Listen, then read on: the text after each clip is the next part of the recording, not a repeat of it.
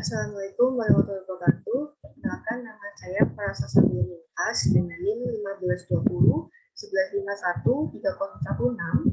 Dan pada kesempatan kali ini saya akan memaparkan atau mempresentasikan salah satu modul dari mata kuliah Keamanan Informasi, yaitu tentang langkah-langkah untuk melakukan investigasi serangan pada Wi-Fi. Baik, tidak perlu berlama-lama lagi, langsung saja saya menjelaskan langkah yang pertama, yaitu mendapatkan surat izin penggeledahan atau search warrant. Search warrant harus memiliki otorisasi yang tepat dari pihak yang memberikan kewenangan untuk melakukan pemeriksaan peralatan komputer di tempat, karena analisis forensik hanya dilakukan pada peralatan yang telah mendapat izin untuk diperiksa. Contoh dari surat izin penggeledahan yang dimaksud yaitu mendapatkan surat izin penggeledahan dari pengadilan, itu misalnya. Baik, langsung saja ke langkah yang kedua, yaitu mengidentifikasi perangkat wireless di TKP. Nah, mengapa kok kita membutuhkan langkah ini? Karena sistem yang terkoneksi ke jaringan wireless menyediakan petunjuk penting untuk pemecahan kasus. Nah, apabila perangkat yang terkoneksi ke jaringan itu tadi dapat dideteksi, maka investigatornya dapat melakukan dua hal ini, yaitu yang pertama memeriksa jumlah komputer, laptop, atau PDA yang terkoneksi ke wireless LAN access point. Yang kedua yaitu memeriksa IP address dan MAC address menggunakan scanning tools seperti Mnet. Nah, contohnya yaitu memeriksa lokasi fisik dari perangkat wireless, yaitu contohnya seperti router, access point, repeater, laptop, antena, wireless USB, network adapter, PDA, PCMCIA atau AAS. Seperti itu. Nah, langkah yang ketiga yaitu mendokumentasikan TKP dan melakukan pemeliharaan dokumen chain of custody. Nah, yang bisa dilakukan di langkah ini yaitu semua perangkat yang terkoneksi ke jaringan wireless harus didokumentasikan. Nah, dokumentasikannya itu seperti apa? Nah, mendokumentasikannya itu dengan cara mengambil gambar atau foto dari barang bukti yang ditemukan dan mendokumentasikan status perangkat selama pengamanan barang bukti. Nah, selain itu, kita juga bisa melakukan pemeliharaan chain of custody terhadap dokumen, foto, dan barang bukti. Nah, contoh dari langkah-langkah ini yaitu misalkan kita mendokumentasikan laptop dengan mengambil gambarnya dari screen laptop, terus aplikasi yang running, koneksi jaringan, dan lain-lain. Gitu. Nah, untuk chain of custody-nya bisa terhadap dokumen, foto, dan barang bukti yang berupa laptop itu tadi yang sudah ditemukan. Seperti itu. Oke, kita langsung ke langkah selanjutnya, yaitu mendeteksi koneksi wireless. Nah, caranya melakukan pendeteksian koneksi wireless ini yaitu dengan berputar-putar dengan membawa laptop yang Wi-Fi enable dengan terinstall aplikasi wireless discovery tool dan melakukan mapping jaringan wireless. Nah, untuk menemukannya sendiri maka diperlukan perangkat-perangkat ini, yaitu laptop dengan Wi-Fi card, lalu ada antena Wi-Fi, lalu program atau aplikasi wireless discovery yang seperti itu. Nah, contoh-contoh dari wireless discovery tools yaitu ada NetStumbler, ada InSS IDEA, ada NetSurveyor, DiskTumbler, Wireless Phone, DiskMap, dan masih banyak aplikasi-aplikasi lainnya untuk bisa menemukan jaringan wireless seperti itu, alias wireless discovery tool. Baik, kita langsung ke langkah selanjutnya, yaitu mendeteksi kekuatan sinyal wireless. Nah, di pendeteksian kekuatan sinyal wireless ini bisa menggunakan program aplikasi yang dapat melakukan pengukuran dan kalkulasi dari kekuatan sinyal radio atau interferensi di lapangan. Nah, contohnya yaitu penggunaan aplikasi FSM, Product Checker, dan melakukan analisis spektrum atau spektrum analisis ya, untuk ini. selanjutnya, yaitu untuk mengetahui transmisi Wi-Fi radio, lalu mengukur amplitude sinyal radio, dan mengubahnya ke dalam bentuk angka-angka seperti itu. Jadi dari langkah-langkah yang tadi bisa contohnya itu tadi, kita bisa mengetahui kekuatan sinyal wireless itu berapa. Nah, langkah selanjutnya itu melakukan mapping zona wireless dan hotspot. Dan yang bisa kita lakukan dalam langkah ini yaitu mengumpulkan informasi setelah mendeteksi adanya koneksi wireless tadi, lalu menganalisis informasi yang telah dikumpulkan secara tepat untuk mempersiapkan mappingnya, lalu mempersiapkan static map untuk zona wireless dan hotspot. Contohnya yang bisa digunakan yaitu aplikasi-aplikasi atau program yang digunakan yaitu Mesvisio, SmartDraw, eDrawNet Diagram, dan masih banyak lain aplikasi atau program lainnya untuk melakukan mapping zona wireless dan hotspot. Baik, untuk langkah selanjutnya yaitu kita akan melakukan koneksi ke wireless access point atau WAP. Saya biasanya bilangnya WAP itu. Ya, langkah yang pertama yaitu mengkoneksikan laptop ke WAP. Bagaimana caranya? Yaitu kedua perangkat itu tadi, maksudnya laptop ke WAP tadi dikoneksikan langsung menggunakan kabel. Lalu yang kedua yaitu jika kedua perangkatnya WAP dan laptopnya itu DHCP, maka nanti laptop akan otomatis mendapatkan IP address dalam satu jaringan yang sama dengan WAP seperti itu.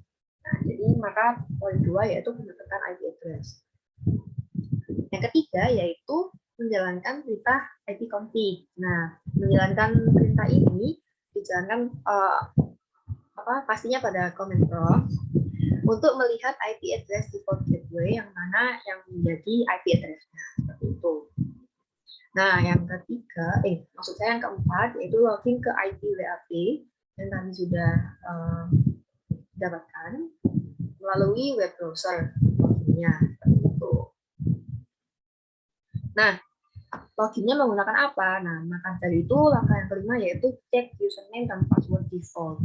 Nah, kita bisa cek username dan password ini kalau kita tuh mengetahui merek atau brand dari WAP-nya itu sendiri seperti itu. Dan biasanya kalau misalkan kita sudah mengetahui brand atau merek dari WAP-nya, kita bisa cek username dan password itu di situs www.governmentsecurity.org seperti itu.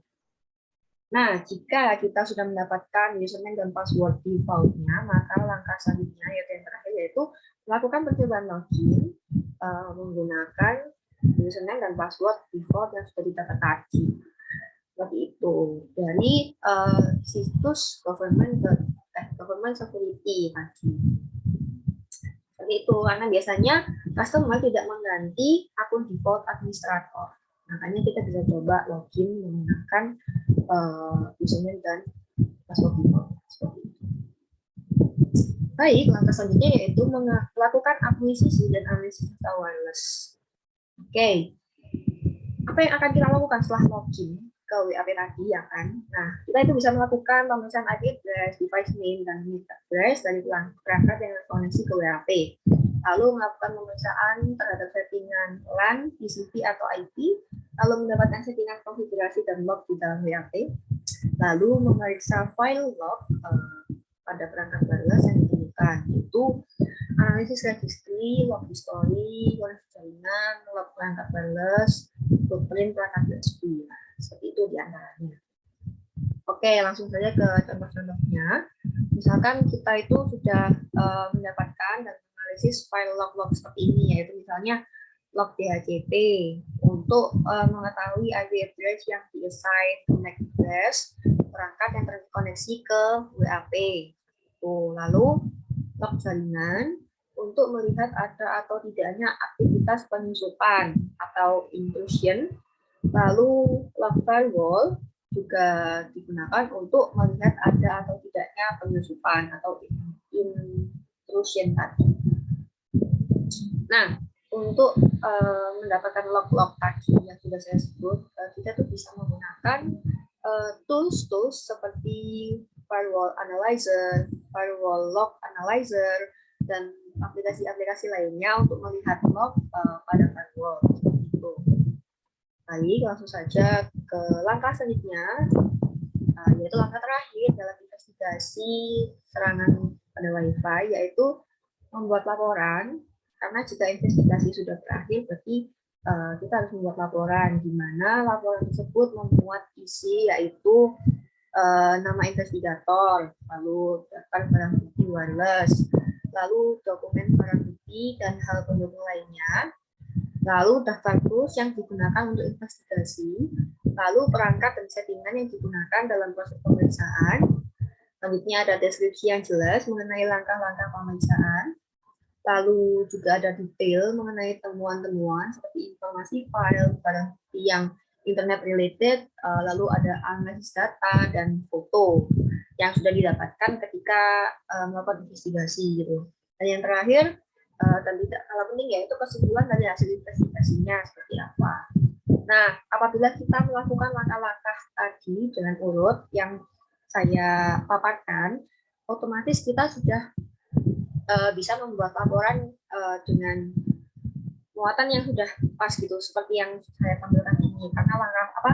Karena isi laporannya ini juga termasuk dari langkah-langkah yang dilakukan tadi ketika investigasi berlangsung. Jadi baiknya langkah-langkah tersebut tadi itu harus dilakukan semua agar laporannya juga lengkap.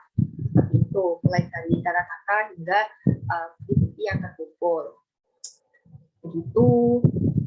Oke, langkah-langkahnya sudah selesai. Selanjutnya adalah tools yang dapat digunakan, yaitu yang pertama ada Net Surveyor, lalu ada Tumbler, ada SS IDear, lalu ada Cirrus Wi-Fi Inspector, lalu ada Lizard System Wi-Fi Scanner. Nah, aplikasi-aplikasi ini sebenarnya atau aplikasi atau program ini sebenarnya sudah saya sebutkan di awal, seperti itu. Waktu di bagian ini mendeteksi koneksi wireless, itu biasanya menggunakan aplikasi-aplikasi seperti Surveyor, Tumbler, dan lain-lain di sini. Namun ada aplikasi-aplikasi yang tidak tertulis di sini dan yang saya sudah sebutkan, contohnya yaitu wireless mount, Kismet, dan lain-lain.